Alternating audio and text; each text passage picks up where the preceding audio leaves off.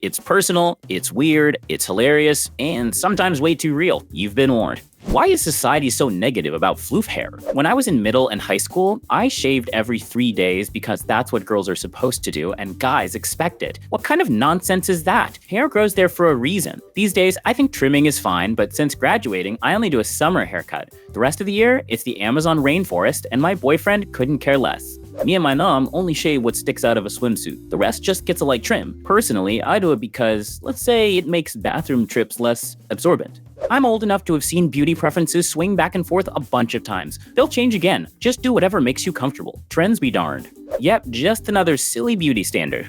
The reason? Razor companies wanted to double their customer base. They decided women should shave too so they could sell more overpriced sparkle sticks. That's literally it. Is it true girls are just as thirsty and secretly creepy as guys, only better at hiding it? I always hear about teen boys thinking about waffle time 24/7 and acting all awkward. But do girls feel the same? Or is it just social pressure making them hide it? When it comes to creepy behavior, like obsessively checking someone's social media, fantasizing about them, or getting overly attached, do girls do that too? If I have a crush, I think about them before bed. If not, I fantasize about book characters. Honestly, my fictional husband is way more interesting than most real people. Oh yeah, I've gone full detective mode. Stalking photos, digging through socials, finding out every ex. I even paid for a background check once. Found out my ex was shady with other people too. Why do financially comfy girls do OnlyFriends? Many look like they live in nice apartments with fancy furniture. Even new accounts sometimes have that vibe. I get it if someone's struggling, but if they're already doing fine, why? Some broke girls make steady money from super niche content because there's a loyal fan base. But unless you're tied to one of those big agencies, the income's not crazy, and they can take more than 50%.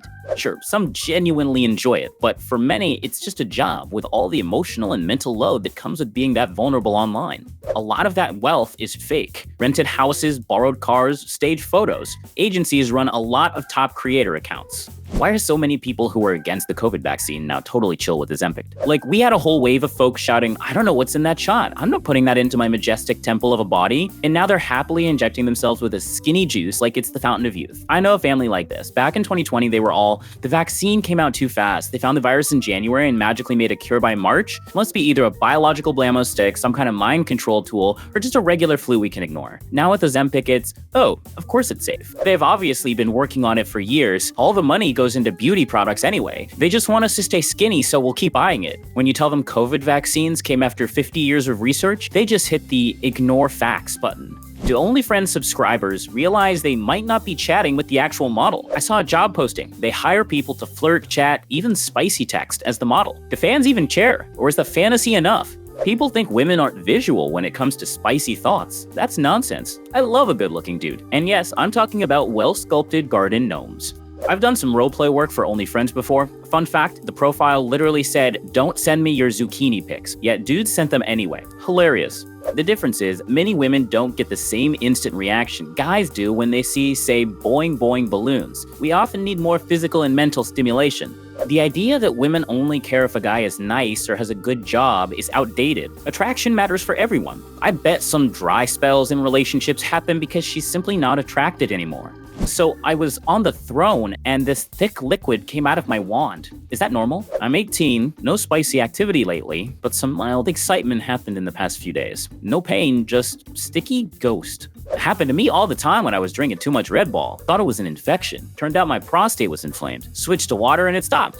Congrats, you just gave yourself a self-prostate massage with a chunky log. Can menstruation actually smell that bad? Or is something wrong with my wife? The smell is really strong. She also has clinical depression, so hygiene is tough for her. She doesn't shower as often as she'd like. Yes, the smell changes during your monthly dragon visit, but it's usually mild if you shower and change pads or tampons regularly. The real issue is hygiene, not the period itself.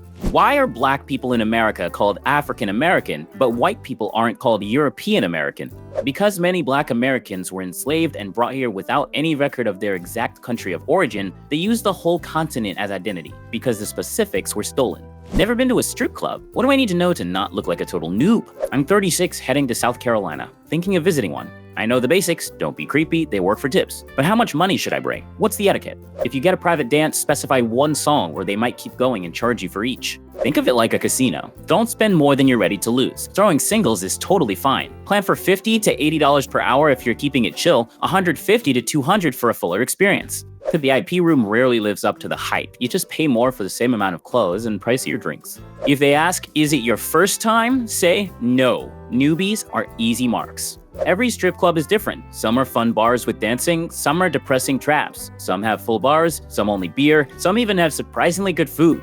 Don't touch the dancers unless they guide your hand. If you're at the stage, tip after every song. If you're not at the stage, you don't have to, but if you are, at least $1 every song. Isn't it dangerous to assume armed masked people are policed if they don't show a badge or ID? Nothing stops random psychos from dressing up to kidnap someone. In South Dakota, ICE busted into the wrong house. Luckily nobody was home, but here you can legally shoot intruders. This actually happened. 2 wannabe ICE guys kidnapped and murdered someone. And yes, real ICE also raids houses without warrants sometimes. I'm not racist, just curious. I'm an average white guy, and no matter where I am, even if the place is mostly empty, Indian folks always seem to sit super close to me. Like right now, I'm in a nearly empty library, and an Indian guy just sat right next to me. So close I can still see him in my peripheral vision. It happens a lot, and honestly, it stresses me out. One time, an Indian dude sat at my exact study table, even though there are 20 empty ones. I had to leave because I couldn't focus. And yes, I've noticed a lot of them use speakerphone in public, which I find culturally spicy. I get that India is crowded, maybe that's why.